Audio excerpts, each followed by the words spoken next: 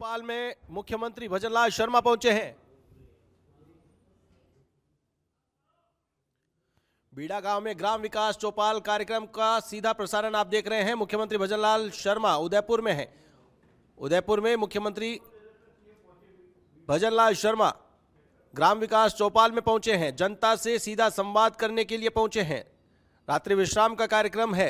उदयपुर दौरे पर हैं मुख्यमंत्री भजनलाल शर्मा। तो वहीं बीड़ा गांव में ग्राम विकास चौपाल आयोजित हो रही है।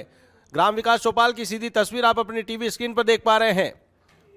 उदयपुर दौरे के दौरान मुख्यमंत्री भजनलाल शर्मा बीड़ा गांव में ग्राम विकास चौपाल में पहुंचे हैं। ग्राम विकास चौपाल में कई ग्रामीण पहुंचे हैं। ग्रामीणों से सीधा संवाद करेंगे मुख्यमंत्री भजनलाल शर्मा। सभी विभागों के अधिकारी भी इस चौपाल में मौजूद रहेंगे। इस खबर पर अधिक अपडेट के लिए हमारे संवाददाता धीरज रावल हमारे साथ फोन लाइन पर जुड़ चुके हैं उदयपुर से। धीरज, क्या कुछ अपडेट है? ग्राम विकास चौपाल में मुख्यमंत्री भजनलाल शर्मा पहुंचे हैं। दौरे के दौरान सीएम भजनलाल शर्मा जो है वो बीड़ा गांव पहुंचे। यहाँ पर मूसलाधार बारिश के बीच ग्रामीणों ने उनका भव्य स्वागत किया। आप तस्वीरों में देख सकते हो कि किस तरह ग्रामीण जो है वो भजनलाल शर्मा का जो है वो स्वागत करते हुए दिखाई दे रहे हैं कि यहाँ पर जो उत्साह है वो लोगों में कम नहीं। आदिवासी बाहुल्य क्षेत्र के अंदर ग्राम चौपाल के अंदर भाग लेना एक बहुत बड़ी बात है और यहाँ के लोगों का जो विकास है वो किस प्रकार से होगा ये देखने यहाँ पर पहुंचे और यहाँ पे जो समस्या है वो यहाँ जनता से रूबरू होंगे। अगर देखने वाली बात है कि आप देख सकते हैं कि इस तरह मूसलाधार बारिश के अंदर भी लोग जो है वो सीएम भजनलाल शर्मा की ग्राम चौपाल के अंदर यहाँ पर मौजूद है और आप देख सकते हैं तस्वीरों के अंदर की उत्साह जो है वो ग्रामीणों का यहाँ पर देखा जा सकता है। तमाम विभाग के अधिकारी जो है वो यहाँ पर मौजूद है और कुछ ही देर के अंदर यहाँ पर सीएम का जो है यहाँ पर स्वागत किया गया है मंडल अध्यक्ष की ओर से यहाँ पर और पदाधिकारियों की तरफ से सीएम भजनलाल शर्मा का यहाँ पर भव्य स्वागत किया गया। पुलिस के आला अधिकारी जहाँ पे जो है वो माकूल व्यवस्था बनाए हुए हैं। वही ग्रामीणों के अंदर सीएम भजनलाल शर्मा के बीड़ा गांव पर पहुंचने पर काफी उत्साह का जो माहौल है वो देखा जा रहा है। जनता से सीधा रूबरू होंगे प्रदेश के मुखिया और इनकी समस्या जो है वो यहाँ पर सुनने के लिए पहुंचे सीएम भजनलाल शर्मा। अगर देखा जाए तो अगर बात की जाए तो कहीं ना कहीं एक नई सौगात जो है वो भी यहाँ झाड़ल आदिवासी बाहुल्य क्षेत्रों को यहाँ पर मिल सकती है। एक छोटे से ग्रामीण क्षेत्र के अंदर सीएम भजनलाल शर्मा पहुंचे और यहाँ पर ग्रामीणों से जो है वो यहाँ पर संवाद करेंगे। जो सरकार की जन कल्याणकारी योजना है वो लोगों तक किस प्रकार पहुंच पाए उसको लेकर भी यहाँ पर संवाद है वो किया जाएगा। अधिकारियों से जो फीडबैक है वो यहाँ पर लिया जाएगा। वहीं रात्रि विश्राम का कार्यक्रम भी यहाँ पर बीड़ा गांव के अंदर रखा गया है। यहाँ पर ही प्रदेश के मुखिया भजनलाल शर्मा जो है रात्रि विश्राम करेंगे और सुबह फिर वो उदयपुर के लिए रवाना होंगे। राजस्थान के सीएम भजनलाल शर्मा इस तरह से छोटे से गांव में जाकर अगर किसी चौपाल के अंदर भाग लेते तो लोगों का उत्साह भी काफी बढ़ जाता है। एक गांव के अंदर जाकर के लोगों की समस्या सुनने के लिए आज प्रदेश के मुखिया यहाँ पर पहुंचे हैं। बिल्कुल धीरज, इस चौपाल में और कौन कौन अधिकारी हैं, कौन से नेता हैं मुख्यमंत्री के साथ इस चौपाल में शामिल होने वाले हैं? अगर बात की जाए तो प्रशासनिक तौर पर यहाँ पर संभागीय आयुक्त, वहीं जिला कलेक्टर गौरव अग्रवाल, उदयपुर आईजी गौरव श्रीवास्तव, वहीं उदयपुर एसपी अमृता दोहन यहाँ पर मौके पर मौजूद है। और अगर बात की जाए तो यहाँ पर कानून व्यवस्था बनाने के लिए तमाम जो अधिकारी है वो यहाँ पर लगाए गए। वहीं यहाँ के जो उपखंड अधिकारी से लगा करके तमाम जो विधानसभा के उपखंड अधिकारी है, तहसीलदार सहित तमाम जो अधिकारी है वो यहाँ पर मौजूद है। सीएम भजनलाल शर्मा को जो भी शिकायत मिलेगी या जिस भी कार्य का निवारण के लिए उनको अर्जी लगाई जाएगी उसका समाधान यहाँ पर लोगों के अंदर वो उत्साह दिखाता है कि किस प्रकार से प्रदेश के मुखिया यहाँ पर गांव में पहुंचकर लोगों की बात सुनने के लिए यहाँ पर पहुंचे। और कहीं ना कहीं सबसे बड़ी बात ये है कि आदिवासी बाहुल्य क्षेत्र में इस प्रकार का दौरा कहीं ना कहीं चर्चा का विषय बना हुआ और ग्रामीणों को किस प्रकार जन कल्याणकारी योजना का लाभ मिल पाए ये मकसद जो है वो सरकार का यहाँ पर होता हुआ दिखाई दे रहा है कि किस प्रकार से आम जनता को सरकार की योजना का लाभ मिले। जो योजना है वो ग्रामीण स्तर पर नहीं पहुंच पाती है तो किस प्रकार से उसकी क्रियान्वित यहाँ पर जो हो रही है उसको लेकर के यहाँ पर भजनलाल शर्मा यहाँ पर पहुंचे। अगर बात की जाए कि प्रदेश के अंदर जितनी भी जन कल्याणकारी योजना है वो उस गांव के हर व्यक्ति को मिले जिसको उसका लाभ मिलना चाहिए उसको लेकर भी ग्रामीण चौपाल जो है वो यहाँ पर रखी गई है। तो कहीं ना कहीं ये सौगात का विषय है कि ग्रामीण क्षेत्र के अंदर खुद सीएम भजनलाल शर्मा यहाँ पर पहुंचकर लोगों की समस्या को सुनने के लिए पहुंचे तो लोगों का उत्साह भी उससे कम नहीं है। मूसलाधार बारिश के बीच में भी लोग यहाँ पर डटे हुए काफी तादाद के अंदर तो लोगों की जो संख्या है वो यहाँ पर मौजूद है। तमाम बीजेपी के पदाधिकारी, विधायक, मंत्री बाबूलाल खराड़ी सहित तमाम लोग जो है वो यहाँ पर मंच पर मौजूद है। सीएम का यहाँ पर जो है वो स्वागत कार्यक्रम अभी चल रहा है। स्वागत के बाद जो है लोगों की बात को सुनेंगे प्रदेश के मुखिया भजनलाल शर्मा। धीरज, यहाँ पर हम देख पा रहे हैं कुछ महिलाओं के गले में आईडी कार्ड टंगा हुआ है। क्या इन महिलाओं को सवाल पूछने के लिए चिन्हित किया गया है या फिर इन्हें स्वागत सत्कार के लिए यहाँ पर रखा गया है?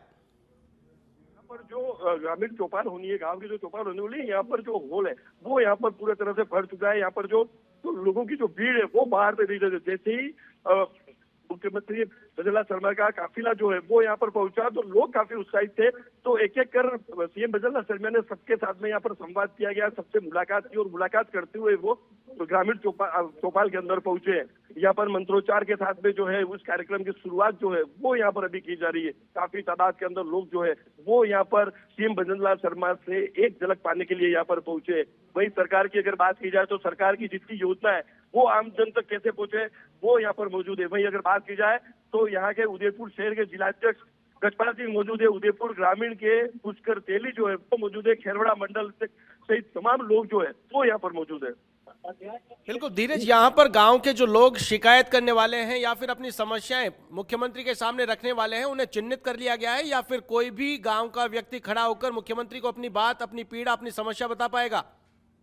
जी बिल्कुल, अगर बात की जाए तो जिस प्रकार से लोग यहाँ पर मौजूद है तो साफ तौर पर देखा सकता था कि आम व्यक्ति अपनी समस्या जो है वो प्रदेश के मुखिया भजनलाल शर्मा को अपनी रख पाए, उसको लेकर के यहाँ पर जो है माकूल व्यवस्था भी यहाँ पर बनी हुई है। वहीं हर व्यक्ति अपनी समस्या सरकार तक किस प्रकार पहुंच पाए, इस चौपाल का मुख्य उद्देश्य यही है कि हर व्यक्ति सीधा संवाद कर पाए।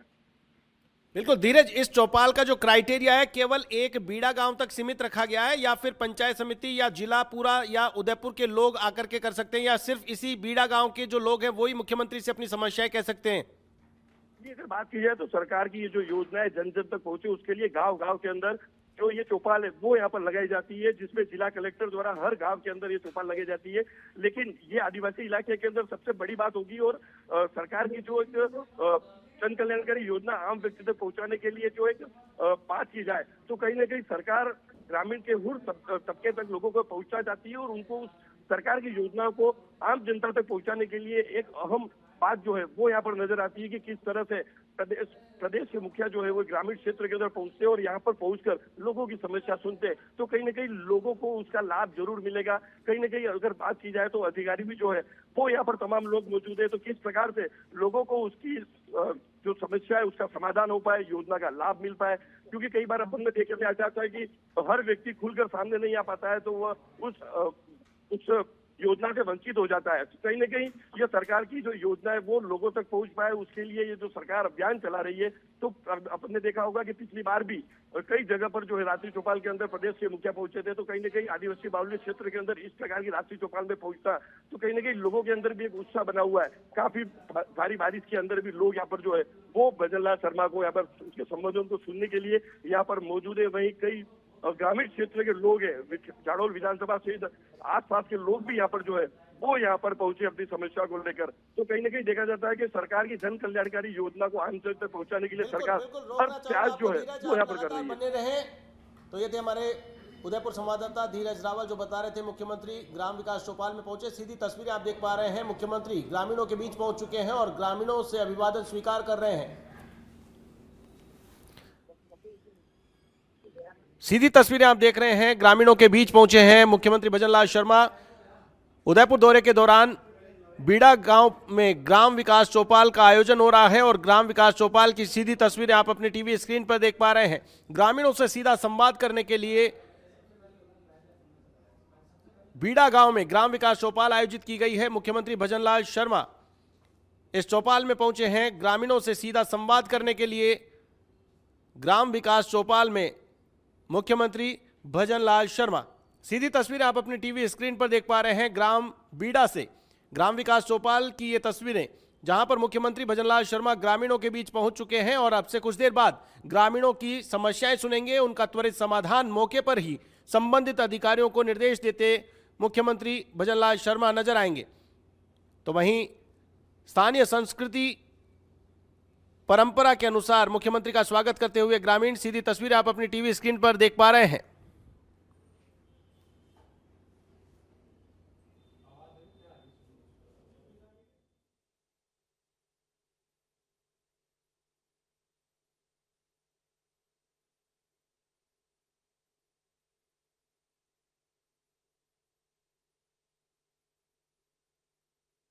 देख पा रहे हैं मुख्यमंत्री भजनलाल शर्मा का पारंपरिक अंदाज में स्वागत सत्कार किया जा रहा है। गांव के लोग मुख्यमंत्री का अपने ही अंदाज में लोक संस्कृति के अनुसार स्वागत सम्मान करते हुए मुख्यमंत्री भजनलाल शर्मा ग्रामीणों के बीच पहुंचे हैं। तो वहीं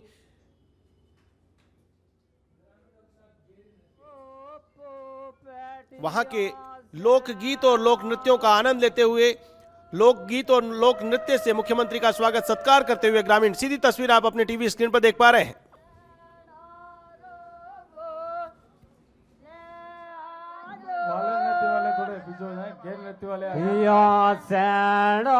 रे भोग जो जुरा वाला रावण भोग जो जुरा वाला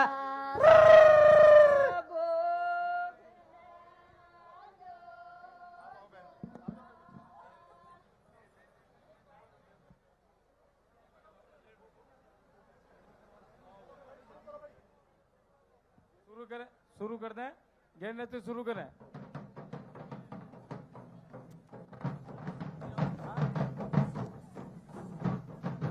यह नृत्य जनजाति समाज का हमारे जो राजकीय छात्रावास है, जनजाति छात्रावास के छात्रों द्वारा छात्र छात्राओं द्वारा यह गैर नृत्य यहाँ आप सब लोगों के सामने प्रदर्शित किया जा रहा है। आप सब लोग इन बच्चों के लिए ताली बजा करके एक बार स्वागत अभिनंदन करें। आप सभी विराजे हुए सबसे मैं निवेदन करता हूं, ताली बजा करके इनका बहुत बहुत स्वागत अभिनंदन। यह हमारी जनजाति परंपरा का, संस्कृति का एक महत्वपूर्ण नृत्य है। यह नृत्य माननीय मुख्यमंत्री भजनलाल जी शर्मा के सामने प्रदर्शित है जनजाति छात्रों द्वारा। एक बार जोर से ताली बजा करके इन छात्रों का स्वागत करें, अभिनंदन करें। बढ़िया, बहुत बढ़िया।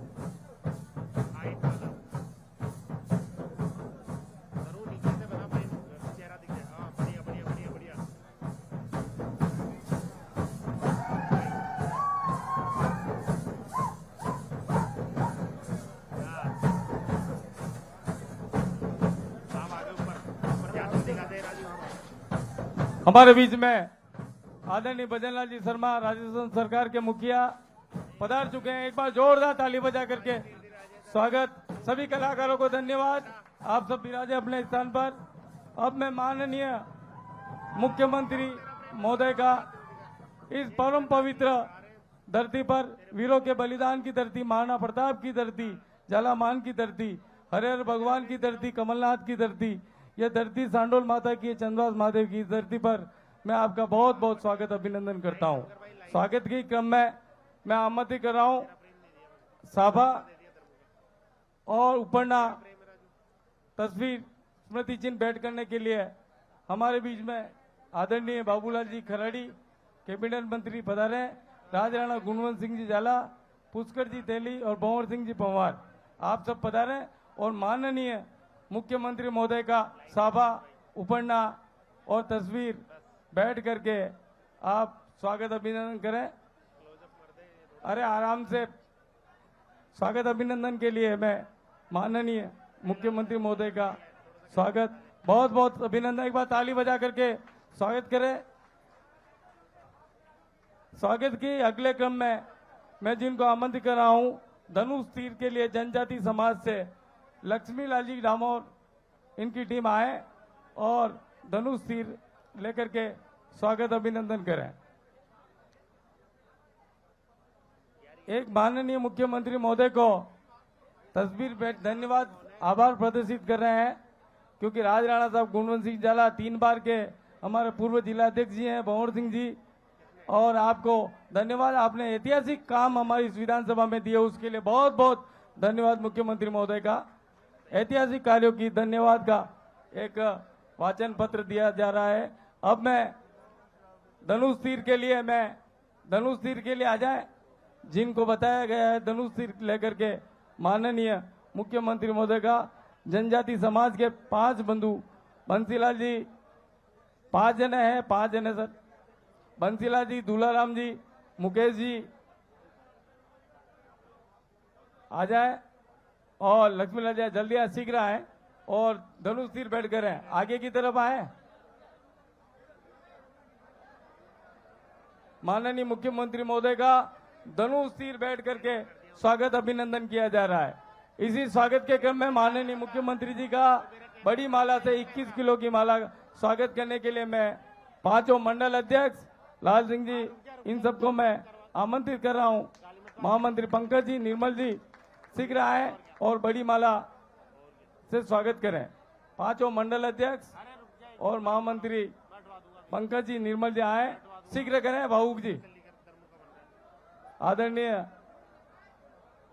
भजनलाल जी शर्मा का बड़ी माला से स्वागत करें। अध्यक्ष, महामंत्री सभी आ जाएं और माननीय मुख्यमंत्री महोदय का स्वागत करें। आगे से हट जाए कार्यकर्ता, थोड़ा सहयोग करें। जिनका नाम मैंने बोला, जितेश जी आप सहयोग कीजिए थोड़ा, जिनका आगे से हट जाइए। आप सबका बहुत बहुत स्वागत अभिनंदन। अब मैं स्वागत के उद्बोधन में आदरणीय बाबूलाल जी खराड़ी को आमंत्रित करूं। मैं अब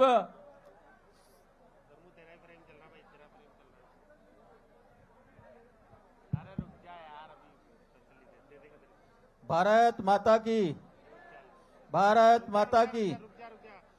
आज हम सब का सौभाग्य है कि हम सबके प्रदेश के लोकप्रिय मुख्यमंत्री आदरणीय भजनलाल जी शर्मा आज हम सबके बीच में रात्रि चौपाल के लिए आए हैं। मैं आपका झाड़ोल विधानसभा में आपका स्वागत भी करता हूं, अभिनंदन भी करता हूं। भाइयों बहनों, ये एक ऐसे मुख्यमंत्री है जिन्होंने एक पहचान बनाई है। कोई भी जिला ऐसा नहीं होगा एक 2-2, 3-3 बार नहीं गए होंगे। कई गांवों में भी जाकर के आपने रात्रि चौपाल की होगी, एक मिसाल कायम की है। आप विकास पुरुष हैं। भारतीय जनता पार्टी ने अपने संकल्प पत्र में जितने वादे किए वो 70-80% वादे पूरे किए हैं। वैसे मुख्यमंत्री का हम स्वागत कर रहे हैं। आज मुझे बहुत ज्यादा नहीं बोलना, बहुत बोलेंगे, हम देरी भी हो गए हैं, इसलिए मैं आज हम सब लोग माननीय मुख्यमंत्री हमसे संवाद भी करेंगे, उनको सुनेंगे भी। जय भारत, धन्यवाद। अब मैं माननीय मुख्यमंत्री महोदय को आमंत्रित करूं अपने उद्बोधन के साथ में ही संवाद कार्यक्रम जो कार्यक्रम में है, आप संवाद प्रारंभ करें और अपना उद्बोधन प्रदान करें। आदरणीय मुख्यमंत्री।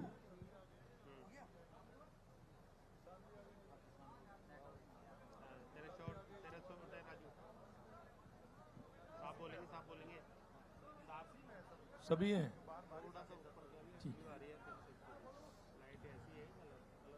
बोलिए भारत माता की। अरे ऐसे थोड़ी होता है। गांव का नाम है बीड़ा, और जब बीड़ा उठा ही लिया तो पूरी ताकत के साथ बोलिए। झाड़ोल विधानसभा है ना, अरे झाड़ोल विधानसभा की ताकत मुझे पता है कितनी है। बोलिए भारत माता की, भारत माता की, भारत माता की। एकलिंग नाथ जी की, श्री नाथ जी की, मनसापूर्ण गणेश जी की, बटेश्वर महादेव जी की, पंचेश्वर महादेव जी की, अम्मा माता की, हनुमान जी महाराज की, आदिशक्ति माता की, हुलाब माता की, भगवान अजीत नाथ जी की, भगवान आदिनाथ की, वीर शिरोमणि महाराणा प्रताप की, आप सभी की।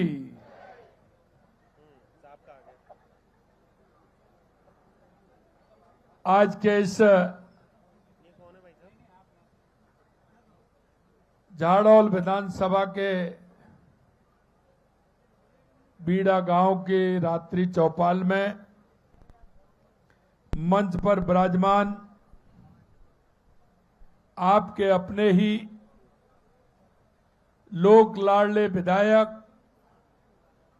कैबिनेट में मेरे साथी, जनजाति क्षेत्रीय एवं गृह रक्षा विकास विभाग के मंत्री सम्माननीय बाबूलाल जी खराड़ी साहब, हमारे उदयपुर के लोकप्रिय सांसद मन्नालाल जी रावत साहब,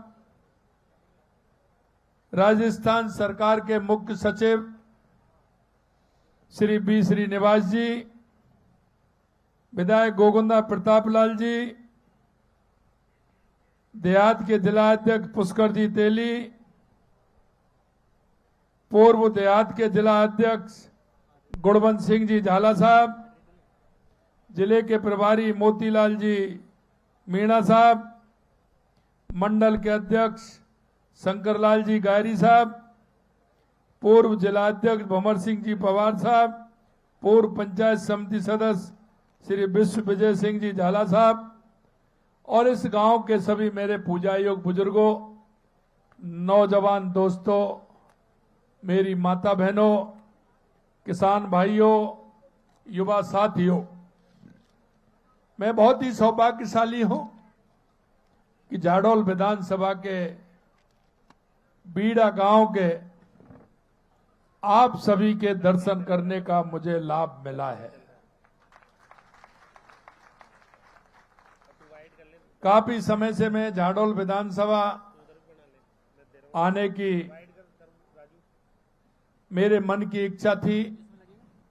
कई बार कार्यक्रम कैंसिल हुए, लेकिन आज मैं आपके बीच में हूं और आज मैं देख रहा हूं कि इंद्र भगवान की कृपा भी हो रही है।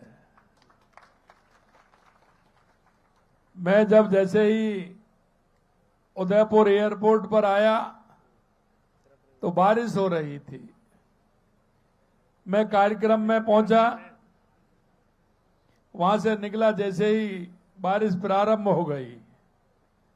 जब मैंने हेलीकॉप्टर वाले से बात की और उन्होंने बताया कि साहब बादल पूरी तरह से झुक रहे हैं, हेलीकॉप्टर उड़ नहीं सकता, तो मैंने कहा भले हेलीकॉप्टर उड़े नहीं उड़े, मुझे तो बीड़ा पहुंचना ही पहुंचना है।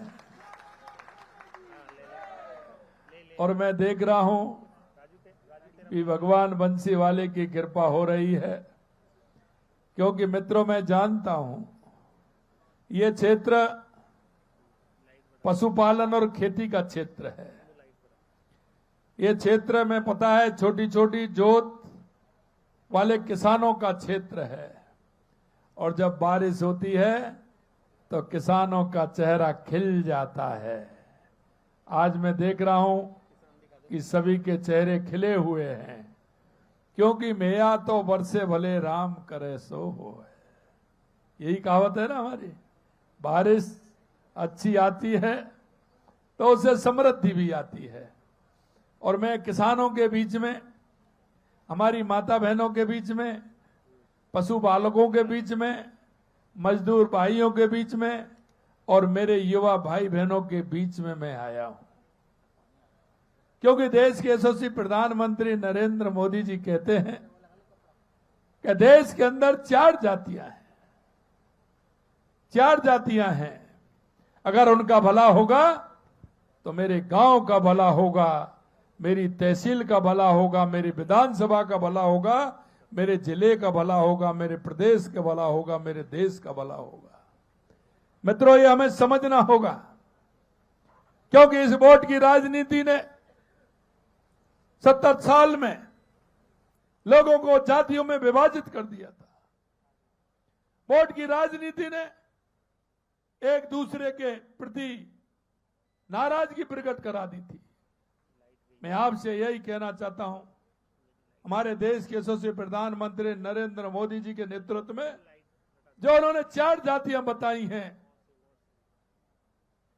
युवा, महिला, किसान, मजदूर, अगर उनका उत्थान होगा तो हर व्यक्ति का उत्थान होगा, प्रदेश का उत्थान होगा और देश का उत्थान होगा। मैं आज आपके बीच में कहीं कोई ऐसा नहीं है कि वोट हो उसके लिए मैं आया हूं, कि मैं आपके बीच में लगातार जो मैं ग्राम चौपालों के माध्यम से जा रहा हूं, हम चाहते हैं कि माननीय प्रधानमंत्री जी के नेतृत्व में हमारी महिलाओं का उत्थान कैसे होगा, हमारे किसानों का उत्थान कैसे होगा, हमारा युवा कैसे आगे बढ़ेगा, हमारा वो अंतिम पायदान पर खड़ा हुआ मजदूर हमारा कैसे आगे बढ़ेगा। हम इसलिए हमारी ग्राम चौपाल के माध्यम से हम जनता के बीच में जाते हैं। कई लोग सोचते हैं कि हम बड़े बड़े पदों पर बैठे हैं, बड़े बड़े पदों पर बैठे हम सारी बातों को जानते हैं, लेकिन मैं एक किसान और किसान का बेटा होने के नाते मैं इतना बता सकता हूं कि मेरे किसान से ज्यादा, मजदूर से ज्यादा, मेरी गांव की महिला से ज्यादा, मेरे गांव के युवा से ज्यादा कोई नहीं जानता है, क्यों वो दिन रात उन सारी चीजों को देखता है और वो भुगतता है। और इसीलिए हमने बजट के समय पर महिलाओं का दल अलग बुलाया कि महिलाओं के लिए हमें क्या करना चाहिए, युवाओं का दल अलग बुलाया कि युवा हमसे, हमारी सरकार से क्या चाहता है, किसानों को अलग बुलाया कि किसान हमसे क्या चाहता है, किसान कैसे समृद्धि की ओर बढ़ेगा, उन्होंने हमको सुझाव दिए। इसी तरह हमने हमारे मजदूरों को, पशुपालकों को, सभी को हमने बुला करके बजट में उनके प्रावधान लिए और उन्होंने जो बताए, उन्होंने जो सुझाव दिए, हमने उनको बजट में शामिल करते हुए जनता के सामने रखा और उसका बजट भी हमने दिया है। राजनीति ऐसे ही नहीं करते। देश के यशस्वी प्रधानमंत्री नरेंद्र मोदी जी के नेतृत्व में आपने देखा है कि मोदी जी जो कहते हैं वो करके दिखाते हैं। मोदी है तो यही मैं आपसे कहना चाहता हूं मेरे भाई और बहनों। और मैं आपको यह भी याद दिलाना चाहता हूं, 2.5 साल पहले जब आपने हमारी सरकार को चुना था, हमारी पार्टी के लोगों ने जो आपसे वायदा किया था, हमारी सरकार आने के बाद हम एक एक वायदे को पूरा कर रहे हैं, एक एक वायदे को पूरा कर रहे हैं। आज मेरा ये संवाद, वैसे मैं ग्राम चौपाल में अलग तरह से करता हूं, लेकिन बारिश का मौसम है, एक साथ सब आए हैं, तो मेरे को विषयवार एक बार मैं आपसे सभी से संवाद करूंगा। पहले मैं माता बहनों से संवाद करता हूं, उसके बाद किसान और पशुपालकों से संवाद करता हूं, उसके बाद में मेरे युवा भाई बहनों से संवाद करता हूं, क्योंकि उनके मन की बात अगर हमारे पास आती है तो हमारी सरकार पूरी तरह से कोशिश करती है कि हमारे उन कामों को हम पूरा करें। और आपसे मैं कहना चाहता हूं मेरे भाइयों, मेरे सामने माता बहनें बैठी हैं, मैं आप सभी को प्रणाम करता हूं, आप सभी को मैं नमन करता हूं। क्यों हमारी संस्कृति में हमारी माता बहनों को सबसे पहले रखा है। और हमारे प्रधानमंत्री जी लगातार आप देख रहे हैं, जब से प्रधानमंत्री बने हैं, जब से ही महिला उत्थान के लिए लगातार काम कर रहे हैं। मैं आपके बीच में हमारी बहनें हैं, उनके मुंह से मैं आपको सुनवाऊंगा कि उनकी क्या स्थिति थी, उनके जीवन में बदलाव कैसे आया है, उनके जीवन में खुशहाली कैसे आई है। और जो बहनें हमारी सुनेंगी आपके माध्यम से, राजस्थान की हमारी सभी बहनें सुनेंगी, मैं उन सभी से आग्रह करूंगा कि माता बहनों आगे निकलो, चाहे हमारी केंद्र की सरकार हो, राज्य की सरकार हो, हमारी माता बहनों के लिए, किसानों के लिए, मजदूरों के लिए, युवाओं के लिए तत्परता से खड़ी है, आपके उत्थान के लिए, आपके विकास के लिए। भाइयों, आपने देखा होगा 2014 में हमारी सरकार बनी थी, केंद्र में प्रधानमंत्री जी के नेतृत्व में और माननीय प्रधानमंत्री जी ने लगातार, आप सब देख सकते हैं कि सबसे पहले उन्होंने महिला उत्थान के लिए काम किया। सबसे पहले उन्होंने, आपने देखा होगा कि अगर देश के अंदर महिला और पुरुष लिंग अनुपात में कितनी कमी हो गई थी। महिलाओं की संख्या कम हो गई थी, पुरुषों की संख्या ज्यादा थी। उन्होंने बेटी बचाओ बेटी पढ़ाओ का नारा दिया कि नहीं दिया? सबसे पहले दिया कि नहीं दिया? क्या 70 साल में किसी ने सोचा था कि हमारा ये लिंग अनुपात कम हो रहा है, इससे सामाजिक बुराई पैदा होती है, समाज में विसंगतियां पैदा होती है? किसी ने ध्यान दिया क्या? अगर ये ध्यान दिया तो देश के यशस्वी प्रधानमंत्री नरेंद्र मोदी जी ने दिया। और आज हम कह सकते हैं कि वो संख्या हमारी लगभग बराबर आ गई है। महिला और पुरुषों की संख्या बराबर आ गई है। हमारी माता बहनों के जो अनुपात में कमी थी वो धीरे धीरे प्रधानमंत्री जी के नेतृत्व में लगभग बराबर वो आ गई है।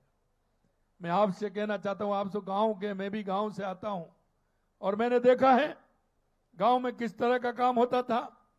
हमारी माता बहनें अंधेरे का इंतजार करती थी, शौच जाने के लिए अंधेरे का इंतजार करती थी, सुबह जल्दी जग करके शौच के लिए जाती थी।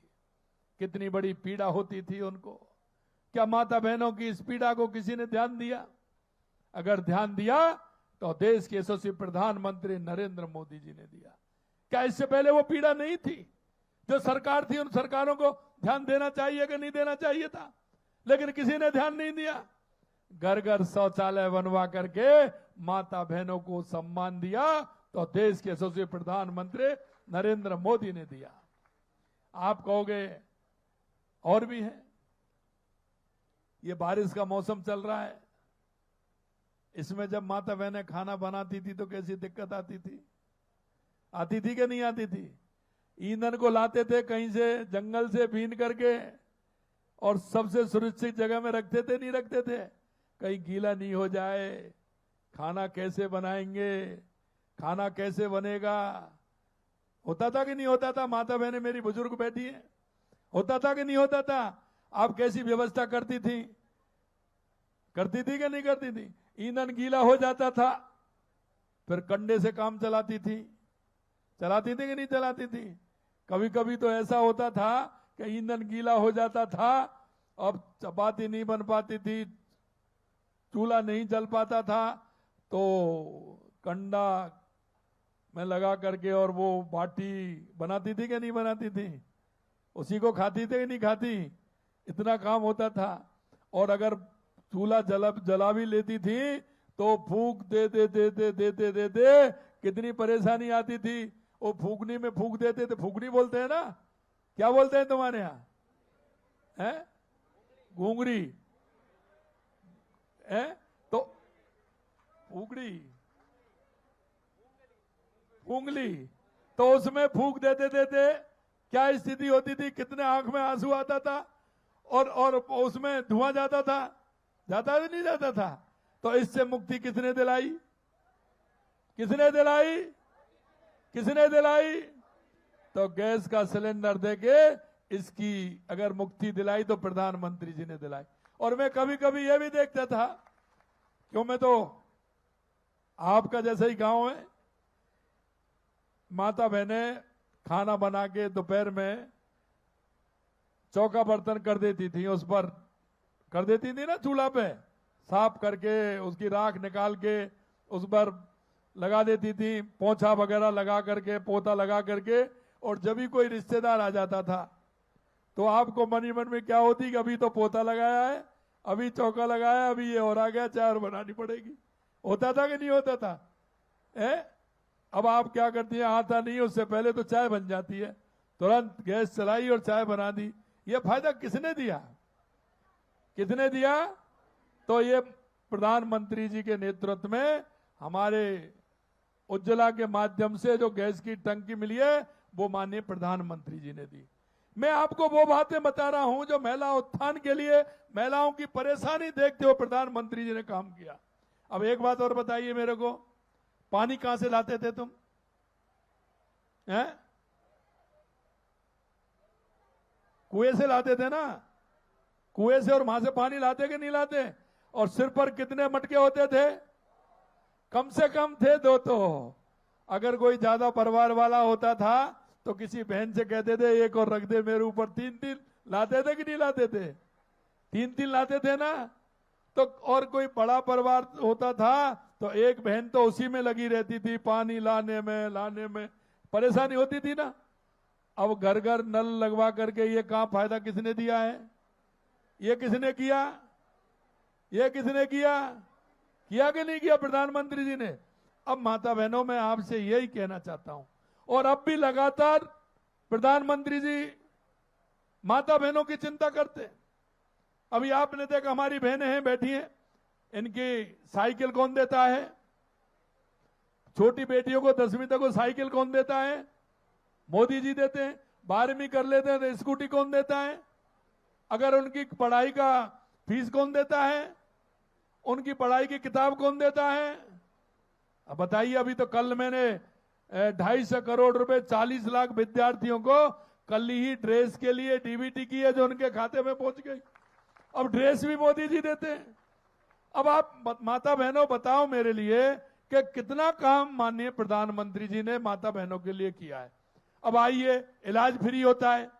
और अभी आप देख लिए जो गर्भवती माता बहनें हैं उनके लिए मां बाबूचर योजना के माध्यम से अगर किसी माता गर्भवती बहन को अगर किसी तरह की पीड़ा दर्द होता है, कोई परेशानी होती है, तो तुरंत पहले क्या है हम जानते हैं साहब, गरीबी बहुत बुरी होती है। जब बीमार हो जाती थी तो आवश्यकता 1500 रुपए की पड़ती थी। 1500 भी नहीं होते हैं गरीब परिवार में, तो वो 1 दिन और 2 दिन अगर रुक जाती थी तो उसकी बीमारी बढ़ जाती थी। आज जैसे ही दिक्कत हो, मां बाबूचर योजना के माध्यम से तुरंत सोनोग्राफी होगी, जांच होगी, तुरंत दवाई मिलेगी और तुरंत उसका इलाज होगा। ये कौन कर रहा है? माननीय प्रधानमंत्री जी के नेतृत्व में मां बाबूचर योजना का काम हो रहा है। ये मैंने आपको वो काम बताए हैं जो माता बहनों के उत्थान के लिए, उनके विकास के लिए माननीय प्रधानमंत्री जी लगातार हमारी ये डबल इंजन की सरकार काम कर रही है। आपकी शिक्षा फ्री, आपकी चिकित्सा फ्री।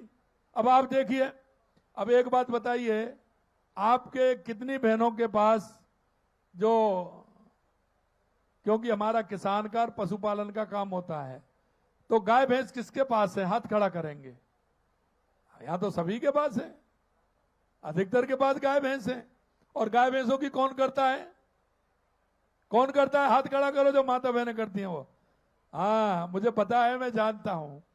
गाय भैंसों की सेवा, रिश्तेदार आने वाले नातेदार रिश्तेदार की सेवा, बच्चों की तैयार करना, उनको स्कूल भेजना, खाना भी बनाना और जरूरत पड़े तो खेत में भी साथ जाना, खेत का काम भी करना और पशुओं को भी संभालना। ये करते हैं कि नहीं करते हैं?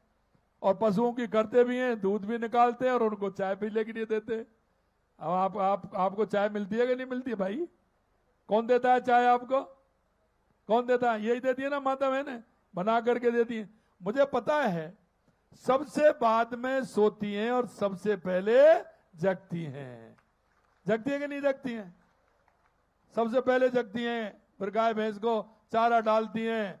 अब ये बताइए, डेयरी पर दूध कौन कौन देने जाते हैं कि नहीं जाते हैं? डेयरी है कि नहीं है? यहाँ दूध की डेयरी नहीं है?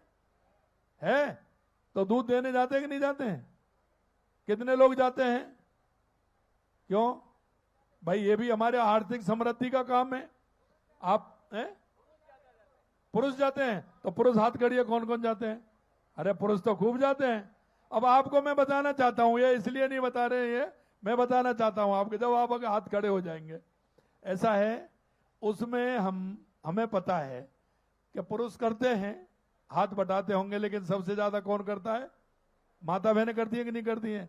तो उस डेयरी पर जब आप गाय भैंस का दूध निकाल करके देने जाते हैं, पुरुष जाते हैं, जब आप जाती हैं, तो 5 रुपए लीटर अनुदान हम देते हैं उसमें। 5 रुपए लीटर देते हैं उसमें। ₹5 लीटर हमारा, इसलिए माता बहनों से कहता हूं ₹5 के हिसाब से पहले निकाल लिया करो, वो आपको मिलता है। भैया आप ऐसा मत किया करो, ₹5 उनको दिया करो। ये माता बहनों के लिए दिन भर काम करती हैं और उसको भी आप नहीं देते हैं, देंगे ना? हाँ, ये भी करते हैं। मेरी माता बहनों आप देखिए, आप सभी जो हमारी बुजुर्ग माँ लगातार उनको पेंशन मिल रही है कि नहीं मिल रही है? उनके खाते में लगातार पेंशन आ रही है। मैं आपसे यही कहना चाहता हूं कि माता बहनों के उत्थान के लिए माननीय प्रधानमंत्री जी के नेतृत्व में पूरे देश में जिस तरह से काम हो रहा है, मेरी माताओं मैं आपसे यही कहना चाहता हूं कि हमें दूसरे काम भी करने चाहिए। राजीविका के माध्यम से हमारे 21.5 लाख माता बहनों की ट्रेनिंग हो गई। 19.5 लाख माता बहनें हमारी राजीविका से जुड़ी हुई हैं। 19.5 लाख राजस्थान के अंदर माता बहनें जुड़ी हुई हैं। हम चाहते हैं इनकी संख्या और बढ़े, जिससे कि उनका उत्थान हो। और मैं उनके बारे में मैं नहीं कहूंगा, मैं मेरी माता बहनें बैठी हैं आगे जो राजीविका में काम करती हैं, मैं उनसे ही उनकी ही जबानी। इसी तरह किसानों में किसान मेरे बेटे हैं, किसानों के माध्यम से मैं बताऊंगा आपको कि हमारी सरकार के माध्यम से कितना हम लाभ दे रहे हैं। लगातार हमारी सरकार हमारे किसान, युवा, मजदूर और माता बहनों के लिए काम कर रही है। अब मैं बहुत सारी योजनाएं ऐसी, बहुत सारी योजनाएं अगर मैं बताऊंगा माता बहनों की, बहुत सारी योजनाएं आपने देखा है कि लगातार हमारी ड्रोन दीदी, कृषि दीदी, पशु दीदी वो आएंगी, उसमें जो मैं उनको बताऊंगा। मेरा आग्रह है कि मां हमारे राजीविका की बहनें हैं, उनके मुंह से हम कुछ बातें उनकी सुनेंगे, जो उनके जीवन में जो बदलाव हुआ है, उनकी किस तरह से उनकी आर्थिक स्थिति बदली और आज वो काम कर रही हैं। एक बार लगाइए भैया माता बहनों को, और मेरे को सूची बताइए।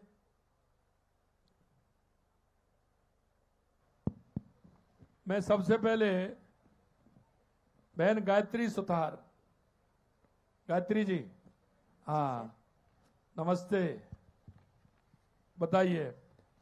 मैं आपकी जवानी पूरे राजस्थान में बात जाएगी, आपके जीवन में क्या बदलाव आया। आप बीसी सखी हैं, डाटा एंट्री सखी हैं, दिव्यांग सखी हैं। मैं आपसे कहूंगा कि आपके जीवन में जो राजीविका में आने से पहले क्या था और उसके बाद क्या है, आप मेरे को बताएंगे। मंच पर विराजमान मुख्यमंत्री महोदय, मैं मेरी मेवाड़ की धरती पे आपका मेरी तरफ से, मेरे राजीविका परिवार की तरफ से, जिला प्रशासन यहाँ पे है उन सभी की तरफ से मैं आपका हार्दिक स्वागत एवं अभिनंदन करती हूँ। मेरा नाम गायत्री सुथार है, मैं जाडोल से ही हूँ सर। मैं गुजरात से हूँ सर, मेरी शादी यहाँ हुई है। मैं भिलोड़ा से हूँ सर। बहुत अच्छा, देखिए दोनों राज्यों का मिलन हो रहा है। जी सर। अब तो आप यही की हो गई, जब शादी जहाँ हो गई। जी तो। सर, मैं भिलोड़ा से थी, अब मेरी शादी गोदाना में हो गई है सर। जब मेरी शादी हुई तब मैं, उससे पहले भी मैं समूह से काम करती थी, क्योंकि मोदी जी सरकार की वजह से हमारे गुजरात में सखी मंडल पहले से ही चल रहे थे सर। तो वहाँ मैंने मेरी बहनों से मतलब बहुत सारा काम मैंने उनके साथ भी किया, और यहाँ आके मैं 3 साल तक बैठी रही थी सर। उसके बाद मैं जब समूह से जुड़ी, सीआरपी टीम आई, उन्होंने मुझे समूह से जोड़ा। फिर मुझे लिखने का काम, मैंने एमए कर रखी थी तो मुझे लिखने का काम भी दिया उन्होंने। लिखने का काम देने के बाद वीओए का काम भी दिया। मेरे बीके की ट्रेनिंग तो मेरे पहले से थी और वीओए की ट्रेनिंग मैंने ली। उसके बाद मैंने समूह जोड़े। मेरे गांव में 4 समूह ही थे, अभी मैंने 35 समूह है टोटल मेरे गांव में।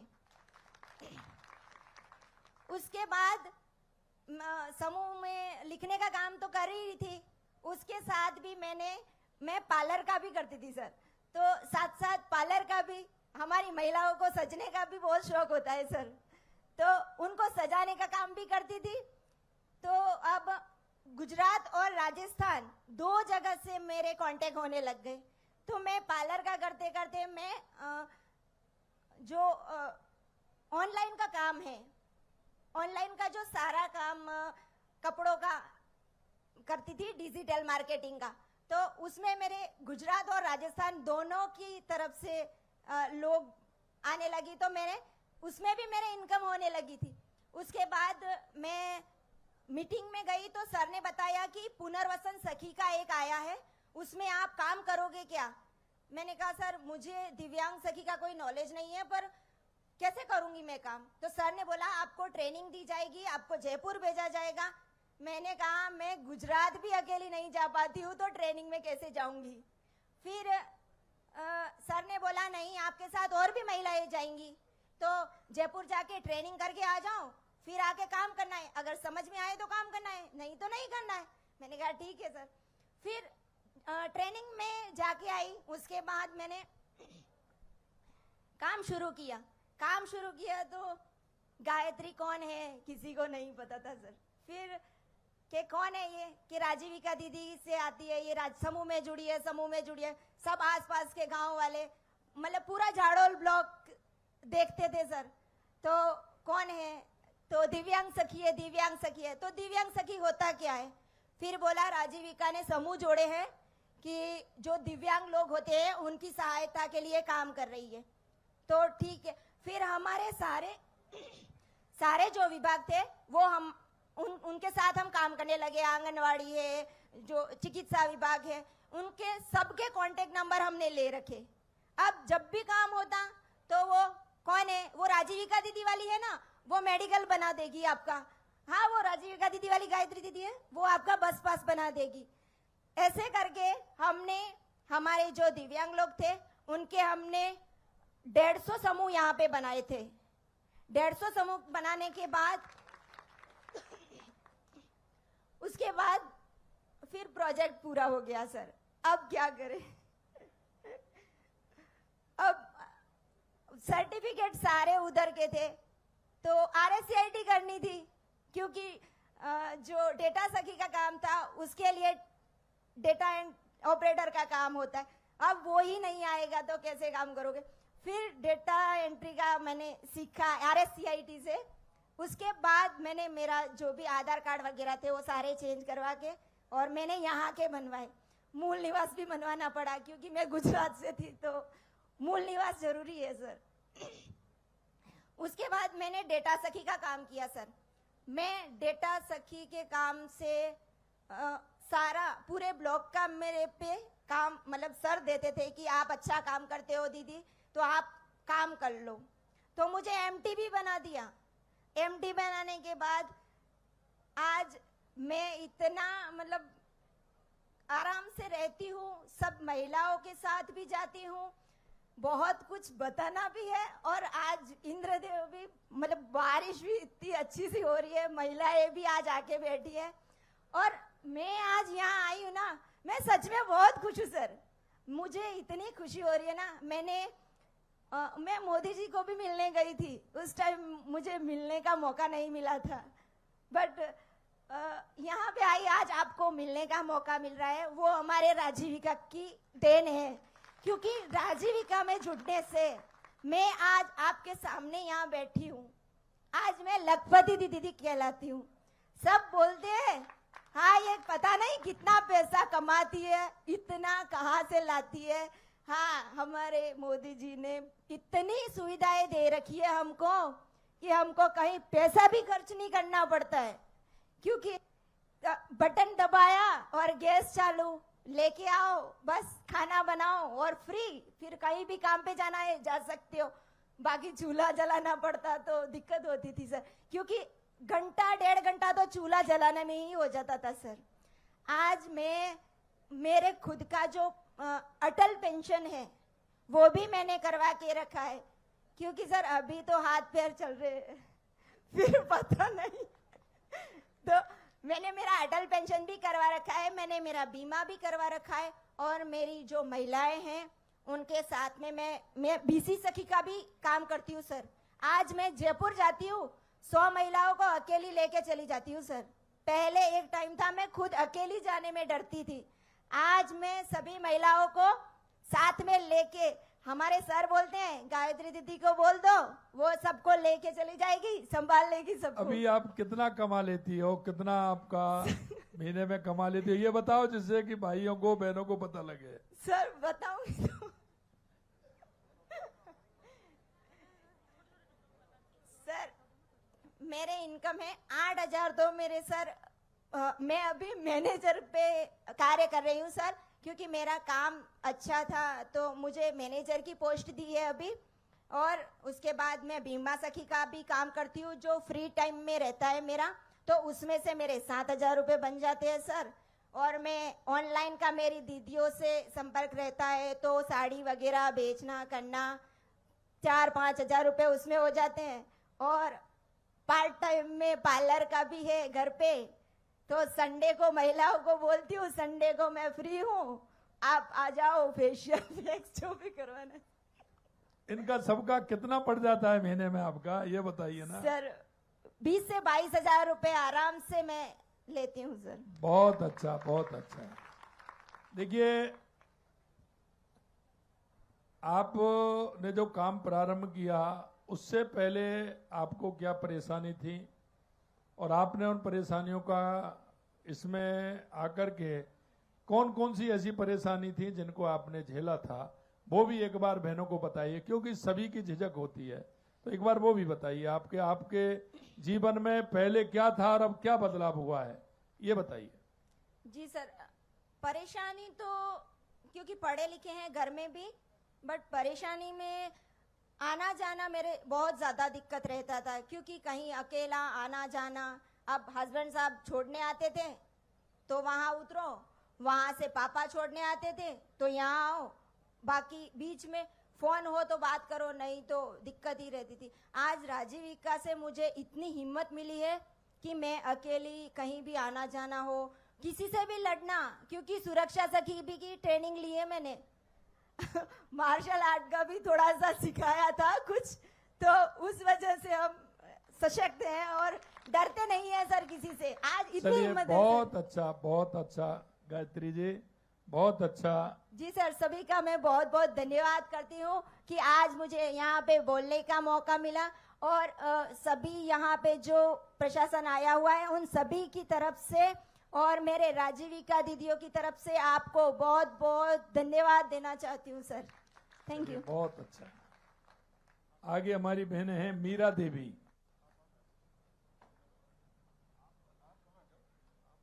मीरा देवी,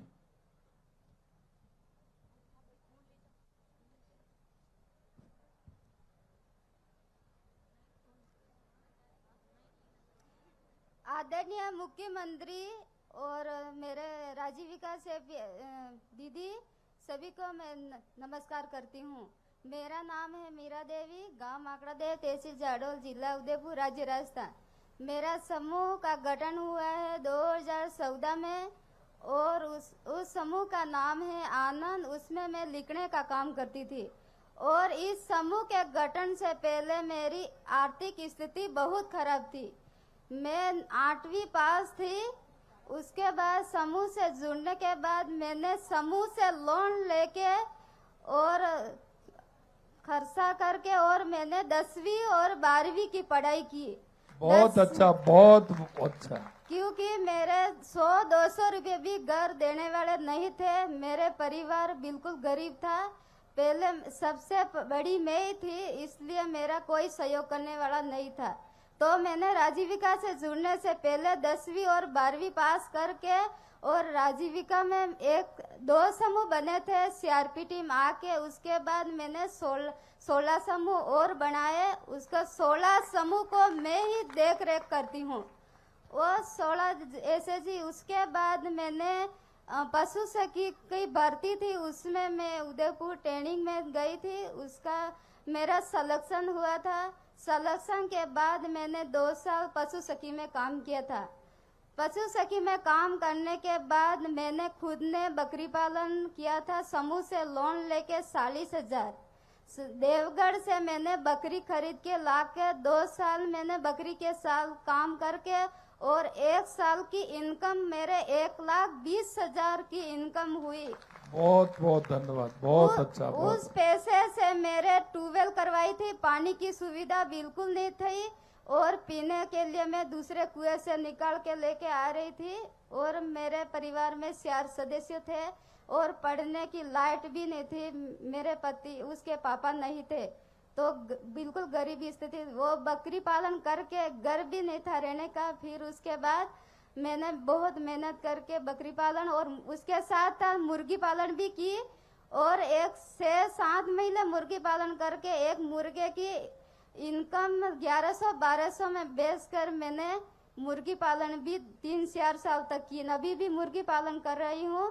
उसके बाद 2 साल पशु सखी में काम करके और लखपति दीदी के सुने थे। उसके बाद 80 परिवार के साथ मैंने काम किए थे। उस सदस्य के साथ काम किया, उसी महिला के साथ जैसे मैंने काम किया और छोटे छोटे रोजगार करके तो उन्हीं महिला को भी मैंने मेरे गांव में सभी महिला को दुकान के बारे में और पशु के बारे में और बकरी पालन के बारे में सभी को सिखाया। और जैसे मैं काम कर रही हूँ उसी के लेवल से मैंने दूसरी महिला को भी सुनी गई। मैं आपको धन्यवाद बोलना चाहती हूँ। बहुत अच्छा। अब कितना कमा लेती हो ये बता के जाओ, बैठो। अब कितना कमा लेती हो आप? मेरे महीने के है सर 17-18 हजार रुपये मैं खुद कमाती हूँ। वाह, घर बैठे। बहुत अच्छा। बच्चे क्या कर रहे हैं? बच्चे पढ़ाई करते हैं सर। अच्छे स्कूल में पढ़ रहे हैं? हाँ, 2 बच्चे हैं मेरे। बढ़िया पढ़ाई कर रहे हैं? हाँ, एक आंटी में है और एक सोती में है। बहुत अच्छा।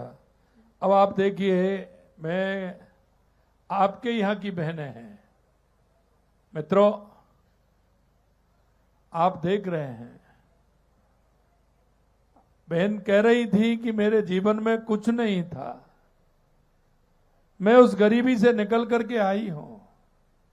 और सबसे बड़ी बात देखिए कि वो 80 बहनों को साथ लेकर के इस राजीविका से जोड़ करके उनकी आर्थिक स्थिति मजबूत कर रही है। भाइयों, हम जीवन जीते हैं लेकिन अपने लिए। इस बहन की ताकत देखिए, इन बहनों की ताकत के खुद कर रही हैं लेकिन और बहनों को साथ लेकर के उनके जीवन में भी उजाला लाने का काम कर रही हैं। मैं ऐसी बहनों को धन्यवाद देता हूं। बहुत बहुत धन्यवाद आप सबको बहनों। धन्यवाद मीरा जी। अब अगली बहन हमारी है रेखा मेघवाल।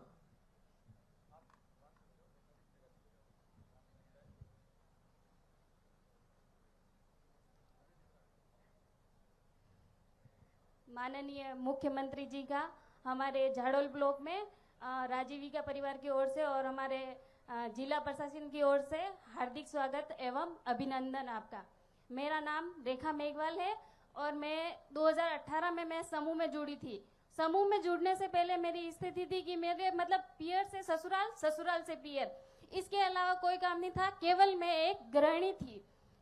फिर मैं जब 2018 में मैं समूह में जुड़ी तो मुझे बीके का काम मिला।